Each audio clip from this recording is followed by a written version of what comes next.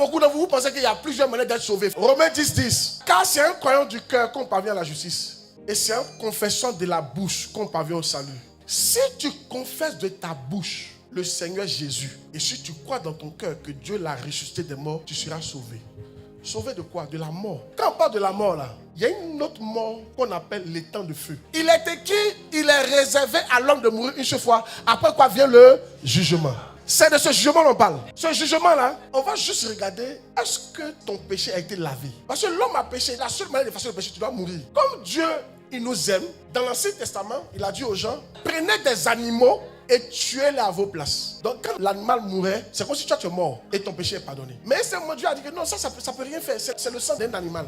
Il faut le sang d'un homme. La seule chose qui peut te sauver là, c'est que quelqu'un meurt à ta place. C'est pourquoi Jésus-Christ est venu pour mourir pour toi. Donc, le seul sang qui peut te sauver, c'est le sang de Jésus. Vos actions ne peuvent pas vous sauver. Quand tu es en train de pourrir, même si on te met au frigo, même si on t'enlève après, tu es pourri. Tu ne seras pas sauvé parce que tu es bon, parce que tu donnes l'argent aux gens, parce que tu es gentil. Ta gentillesse va te donner autre chose. Ta gentillesse peut ouvrir des portes pour toi sur la terre. Il dit, votre justice est comme un vêtement souillé devant moi. La personne qui te sauve là, c'est Jésus. Jean 14, verset 6. Jésus lui dit, je suis le chemin, la vérité et la vie. Nul ne vient au Père que par moi. Jésus là, vous jouez à lui là. Sans lui, tu ne peux pas toucher Dieu. Dieu ne devait pas attester les paroles de Jésus. Parce que quand Dieu atteste la parole de quelqu'un, c'est pour dire que je suis avec lui. Si Jésus avait menti, normalement son nom ne peut pas chasser les démons. Mais Dieu est d'accord avec ce qu'il a dit. Il n'y a pas deux noms. Il n'y a pas autre chemin, c'est le chemin. Montre-moi qui a déjà dit qu'il est le chemin. Tu comprends pourquoi tu parles le même de côté? Un monsieur qui veut avoir un enfant, tu as composé avec une femme. Quand il dit que Jésus est le seul chemin là, il y a des trucs dans la vie où il y a un seul chemin. Si tu veux être sauvé, tu as besoin de Jésus.